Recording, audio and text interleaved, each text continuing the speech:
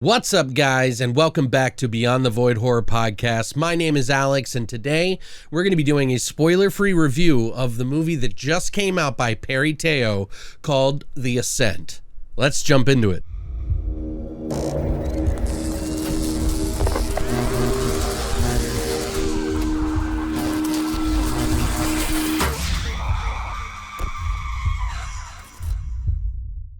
So many months ago, a trailer came out for a movie called The Assent, and I loved the cover for it because it had this like sort of upside down cross thing going on with it on the face. Just looked really cool. And then my buddy showed me the trailer again when it was out in festivals many months ago, and I've been pretty excited about seeing it. What I saw in the trailer was a lot of creatures lurking in the hallways, very dark, brooding kind of stuff. I'm a huge fan of any kind of creature films, especially when they are distorted and messed up. Things like The Thing, The Void, any kind of creatures that I cannot describe, I am on board. So when I saw that trailer, I was like ready to go to see this movie. Going into this film, I was pretty excited about it. If you haven't heard of Perry Teo, he is actually one of the directors of The Gene Generation. He also did a movie called Necromentia, which is another monster sort of movie. In fact, Perry actually does a lot of films with monsters, and that's one thing I actually appreciate with him, is that he's not afraid to show it. And I wish there was more movies that just kind of went balls to the wall with just creatures all over the place. But it's very easy to get kind of twisted and make it into some silly sort of schlocky thing. But there's just a piece of me that will always appreciate monsters. Some of the cast in this movie is Robert Kaczynski, who was in Pacific Rim. He was the dickhead guy in the movie that was trying to start a fight with the hero. And he was also Macklin in True Blood. We also have Peter Jason. He's been in a ton of movies like They Live, Mortal Kombat, and one of my favorites, In the Mouth of Madness by John Carpenter, where he plays a sweaty insurance fraud guy in the film, and his role in there is pretty funny. Jeez, you're really starting to sweat. Shall I turn on the air conditioning? What do you think? Oh, no, I'm fine. You sure? Yeah. Okay. It's just, I'm running a little late, that's all. So the movie's about a father who has schizophrenia taking care of his child, and a priest who does exorcisms who's been wrongfully accused of murder for a past exorcism. The entire movie kicks off with a set of rules, or I should say stages of possession. And they explain the title of the film, essentially, where the Assent is the last stage in where a demon and you agree and become one, which is relevant to the movie, and it's not spoiling anything. It's literally in the first few seconds of the film.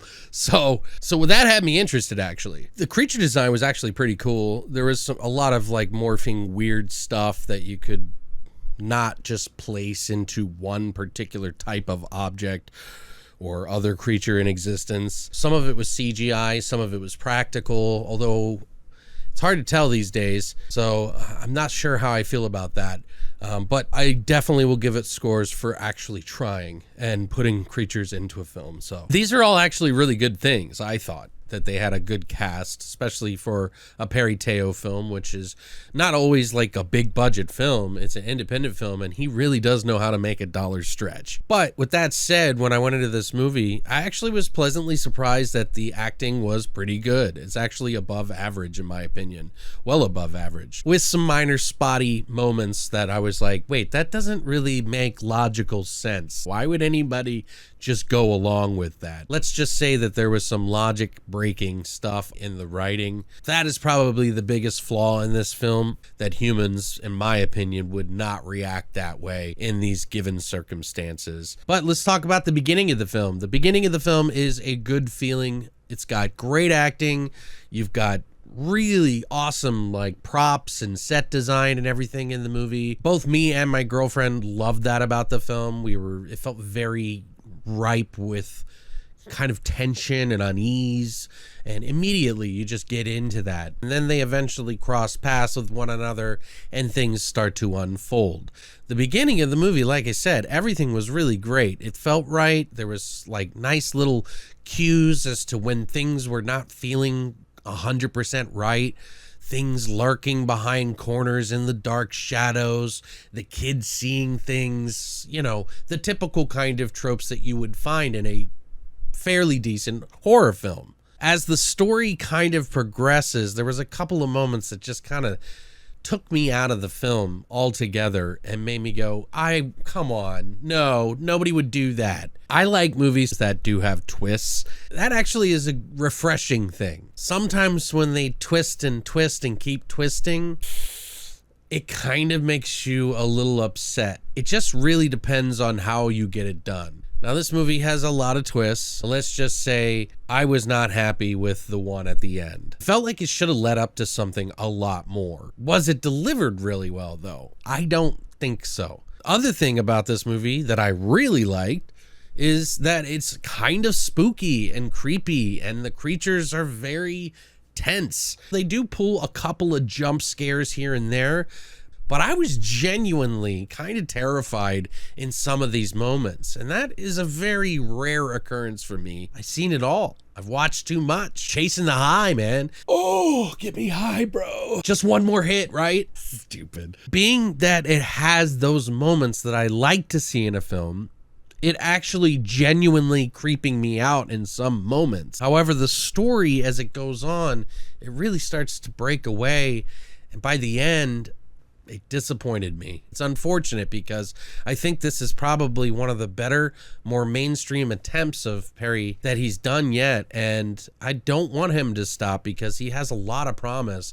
And the fact that he's a fucking Creature fan, hell yeah, man. All about it, dude. Like, we need more of that stuff. So at the end of the day, the good, the bad, mixing them together, I would say this film is above average, but not by much. It's about a 6, maybe a 6.5.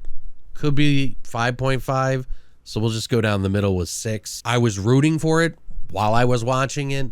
I wanted it to be everything that makes me gush about a horror film, but it just didn't hit all the notes that I really wanted to. Anything over a 5, I always typically will watch again. But this one, I would have to be in a very specific mood to get it. It does make some twists in here to try to be original. Like I mentioned before, those twists become problematic. It reminded me a kind of at times of the movie called The Possession of David O'Reilly, which is a better than average film. I'd say it's like a 7, maybe an 8 even for some people, about this guy who's seeing demons and things like that too, which is actually, I would think, a better example of a movie that you might be interested in if you were looking for. Not to put this one down, but it is very similar in tone in that regard. Both of those movies, this one and that, actually do have weird endings to it. The movie just feels like it's kind of gone over these same beats before, unfortunately. So it does borrow, which I don't mind all the time as long as it's done really well or better